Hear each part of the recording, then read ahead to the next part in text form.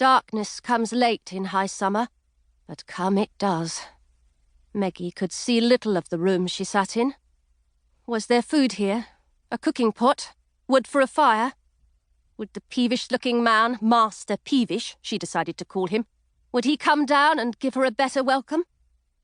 Startled by a sudden banging at the door, and in truth a bit fearful, Meggy stood up quickly, grabbed her walking sticks, and made her way into the farthest corner of the room. She moved in a sort of clumsy jig. Reach one stick ahead, swing leg wide and drag it forward. Move other stick ahead, swing other leg wide and drag it forward. Over and over again. Stick, swing, drag. Stick, swing, drag. Her legs did not sit right in her hips. She had been born so. And as a result, she walked with this awkward, swinging gait. Wabbling, Meggy called it. And it did get her from one place to another, albeit slowly and with not a little bit of pain. The banging came again, and then the door swung open and slammed against the wall, revealing the carter who had fetched her to London. He was not gone. Meggy's spirits rose like yeasty bread, and she wabbled toward the doorway. "Well met, Carter," she said. "I wish to go home." "I were paid 6pence to bring you hither," he said. "Have you another 6 for the ride back?" "Nay, but my mother—" He shook his head. "Your mother was right pleased to see the back of you."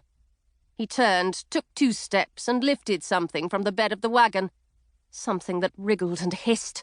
Something that leapt from his arms. Something that showed itself to be a large white goose, her wings spread out like an angel's as she made her waddling way over to the girl.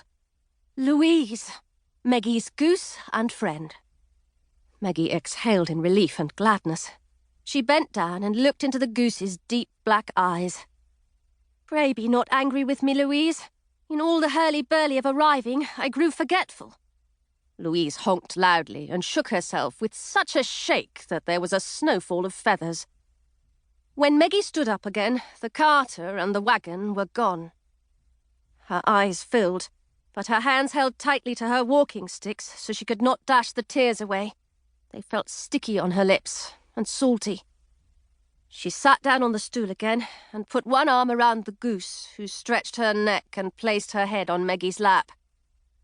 "You may observe, Goosey," the girl said, stroking the soft white head, "that I be most lumpish, dampnified, and right distraught. This London is a horrid place, and I know not what will befall us here." Meggy and Louise rocked for a moment, and Meggy softly sang a misery song she had learned from her gran. "I wail in woe, I plunge in pain. With sorrowing eyes I do complain,"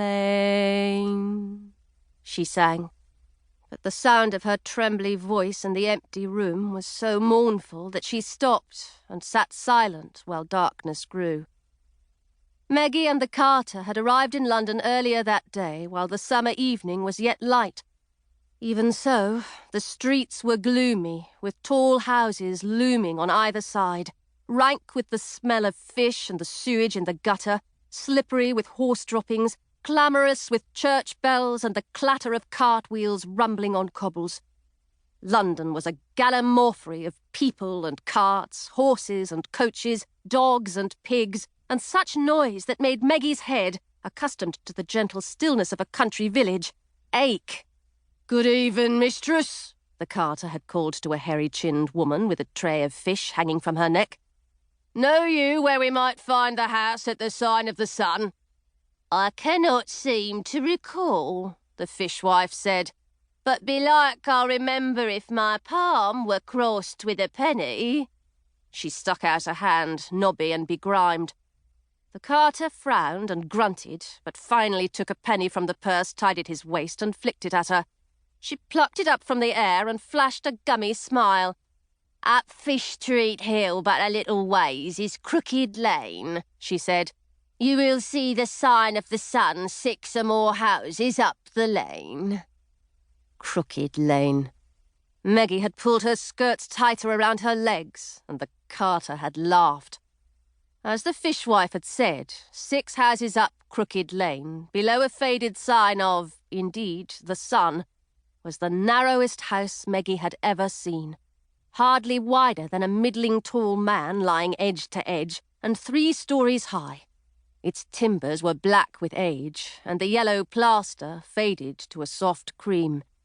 A bay window on each floor was fitted with small panes of glass, dusty and spotted, and here and there cracked. The upper floors hung over the street, as was true of all the houses in Crooked Lane, so the street was shadowy and damp. To one side of the house was a shop, shuttered and dark, with a large shoe hanging in front, betokening a cobbler's shop, Meggy thought. There was a bit of garden next to it, although what would grow in that damp gloom Meggy could not say. On the other side was a purveyor of old clothes. "Old cloaks? Have you an old cloak to sell?" the merchant called from the door of his shop. "Or mayhap—" "Wait, fellow," the carter said. "We have business with the master here." The clothes seller snorted. "Business? With him? Abracadabra, more like." And he spat. Abracadabra. Meggy shivered now, remembering. What could he have meant? She asked Louise. But the goose, busily grooming her feathers, did not answer. "And hearken to me, Louise," Meggy went on. "On London Bridge I beheld heads, people's heads, heads black with rot and mounted on sticks, hair blowing in the summer wind like flags at a fair. Traitors, the carter said, a lesson and a warning." The girl shivered again. Heads. What sort of place was this London? As darkness grew, Meggy lay down carefully and with some difficulty, and undertook to make herself comfortable on the straw pallet, she who had slept on Granny's goose-feather mattress.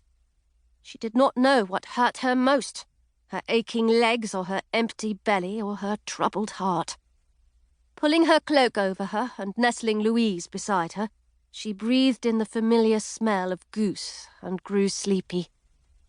Mayhap this was but a bad dream, she thought. The dark, the cold, the strange noises, and the unfriendly man who had judged her, found her wanting, and left her alone.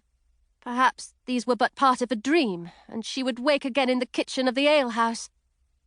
"Sleep well, Louise," said Meggy to her goose. "For tomorrow, I pray, we be home."